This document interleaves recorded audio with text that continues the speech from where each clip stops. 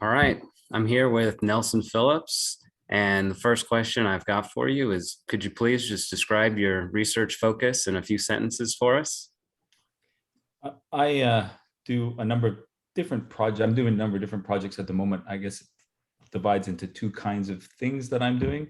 One is I'm really interested in the way that new technologies impact organizations. So I have some studies, for example, of the impact of blockchain on different aspects of organizing, or the impact of cloud services on how organizations work. And on the other side, I'm really interested in some stuff that's happening around entrepreneurs, and especially around the effect of things like hype and pressure to have extremely high levels of profitability really quick, or growth really quick, and those kind of social things that are happening in the environment, how that impacts entrepreneurs, the kind of promises entrepreneurs make, and the trouble that gets them into later. Very cool. I love that. The idea of scientific definition of hype. What motivated you to become involved in essentially your innovation related research about businesses and how they grow? So I started out, my first degree was in computer engineering, and my first job was with IBM, and we worked there for just only a few months and realized they really would prefer to work for a smaller company. So I quit my job at IBM, went to work for a startup. And as I was working in various small companies where I was at that time, I began to think, actually, this technology stuff's really cool, and I really find that, computers, digital technology, really interesting.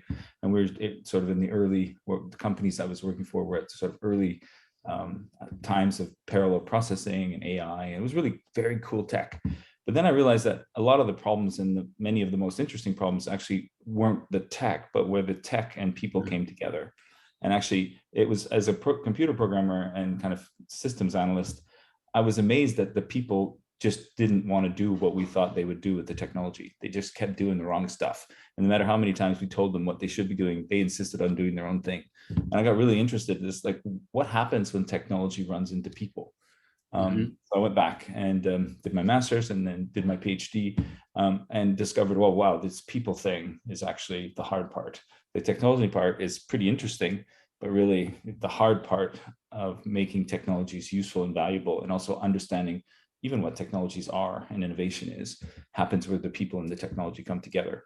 So that's sort of got kind of in the middle of my master's degree, and then into my PhD, got really interested in this kind of what, if you're thinking more broadly, not about technology as just a piece of kit, but actually where technology gets used and what technology is in terms of technology and use, that's a much more interesting and much bigger kind of thing to have a look at. And so that's kind of how I got interested in this and remain interested in this. It's really just, for me at least, recognizing how interesting and how important these questions are, where people and technology come together.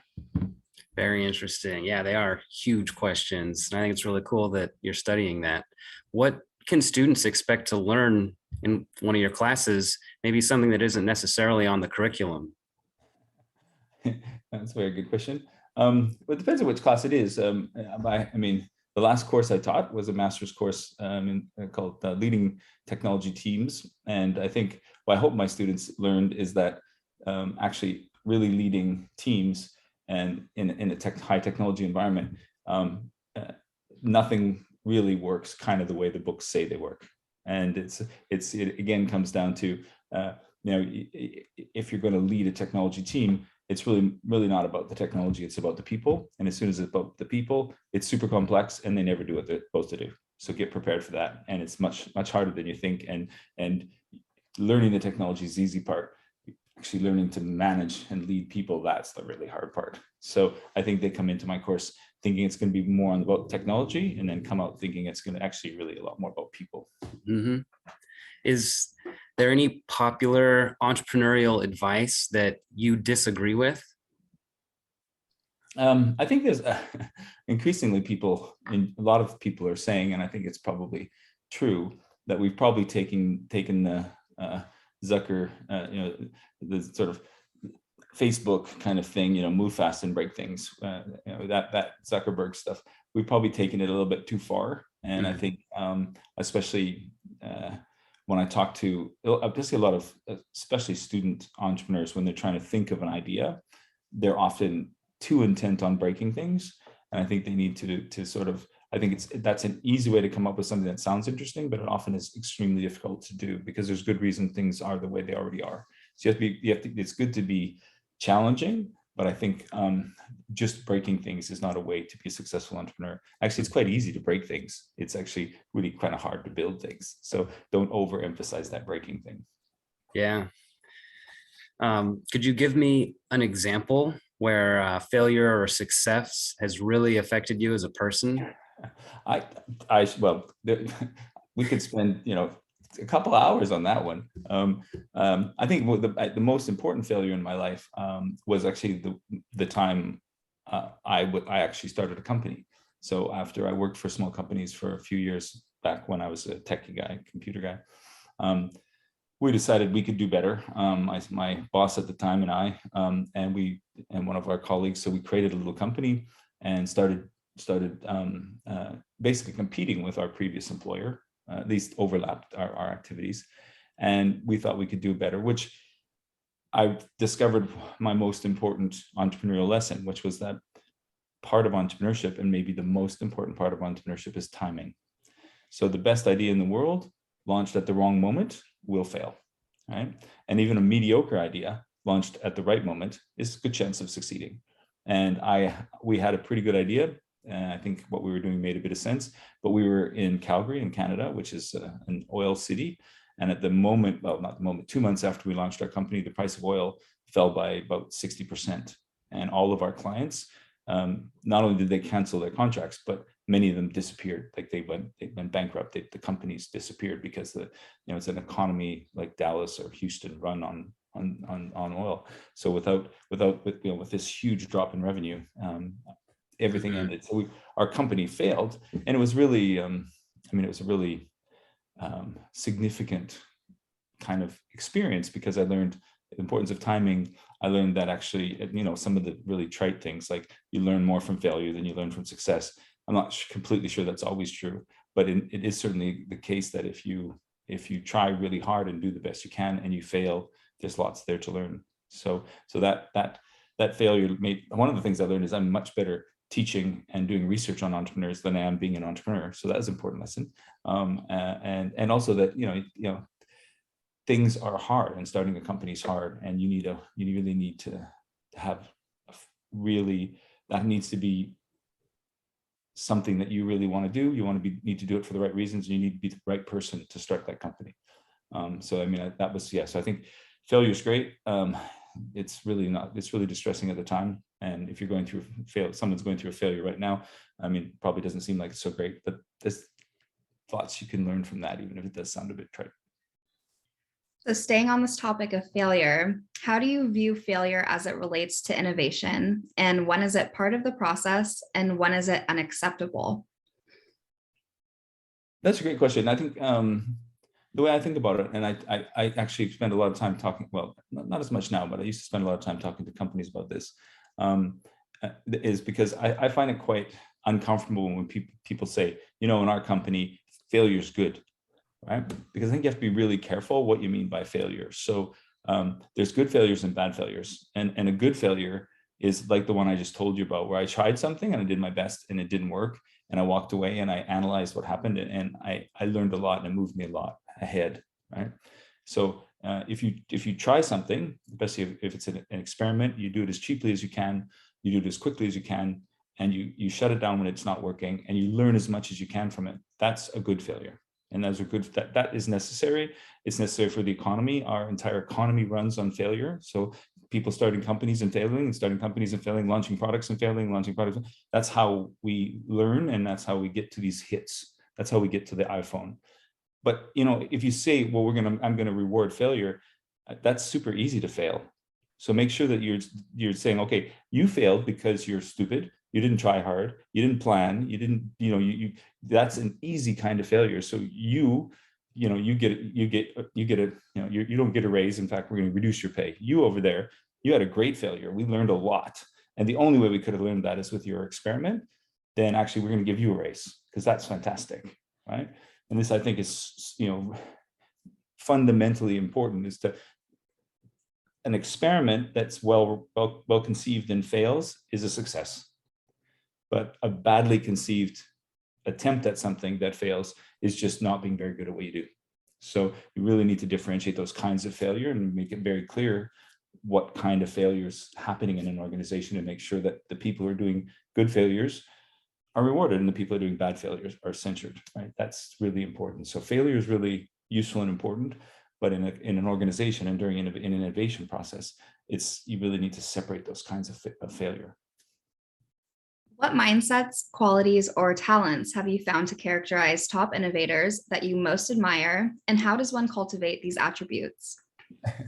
So, well, the tricky bit is, I think, that there's some attributes of really great innovators, but lots of people have those attributes and aren't really great innovators. But I'll tell you what they're anyway, because I do think they're really useful. And if you don't have these, it's unlikely you're going to be a great innovator.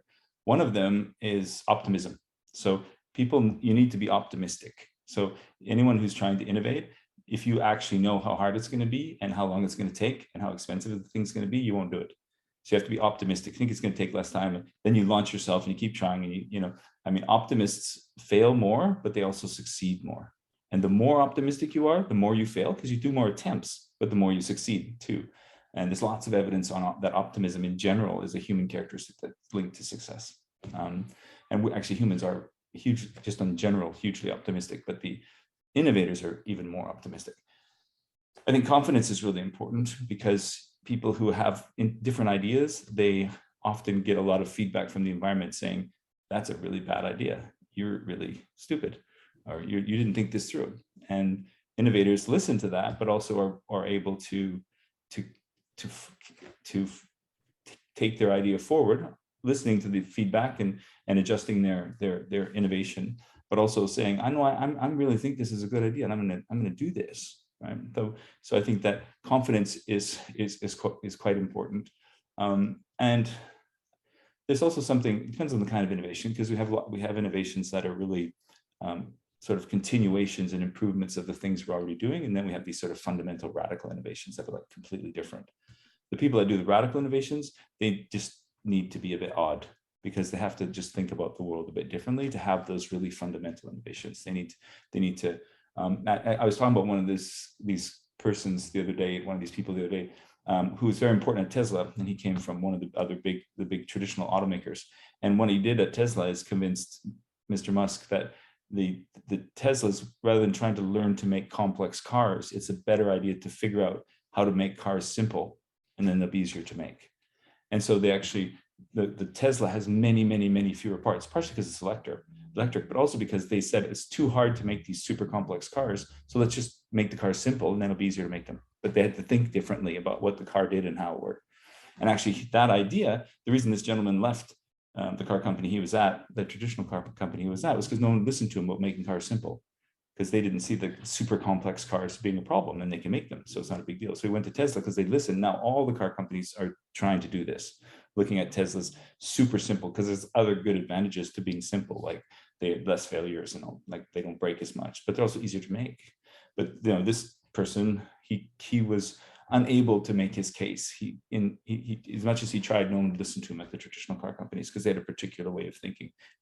But he found a place where he could where people would listen. But to have that idea to think about, we need to do it a different way, not we need to do it the way we do it and do it better, requires a really different view and lots of confidence and lots of optimism.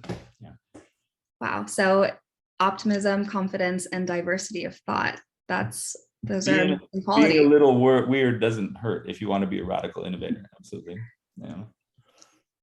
What do you view as the most challenging aspect of entrepreneurship? I think it depends on the kind of entrepreneurship. I mean, there's different kinds of entrepreneurship. I think if by entrepreneur you mean doing something that's really fundamentally new, then I think figuring out product market fit is the hardest bit. So if you have a great idea, figuring out how to make that idea. So for example, at the university, you have engineering professors and engineering graduate students coming up with cool new things, new little processes, but figuring out how do we make that into something that someone actually wants to buy is really tough. if you're another kind of entrepreneur, I have a good friend who opened a restaurant actually 2 years ago. His timing, like mine, terrible, but he managed to survive. And when I asked him, what have you learned? He said, basically, he said, I've learned that the number one thing I have to focus on is cost. And I have to figure out how to drive cost out of every piece of my business. It's completely different than the engineers, right? So depending on the kind of thing you're doing, there'll be different things, but there's always be something that you need to be that super good at. And that, that depending on what kind of an entrepreneur you are, what kind of thing you're in, whether it's production or like my friend, it's really about driving cost out of the processes in his restaurant. He said the first version of his restaurant they set up, would never, no matter how many customers they had, they'd never make money because he was losing money on every plate. He had to learn how to drive cost out of the business versus learn how to create product market fit. People wanted his stuff, he just couldn't make any money on it because his restaurant was super inefficient. So it's lots of different stuff in entrepreneurship. And I think that's part of why it's such a fascinating area of study and fascinating thing to study. Amazing. Well, Nelson, it has been a pleasure talking with you. Thank you so much for all of your thoughtful insight and for making time to chat with us today. It's been a pleasure. And thanks for asking me, and thanks for taking the time to do this. It's been really fun. It's been great. Thanks, Nelson.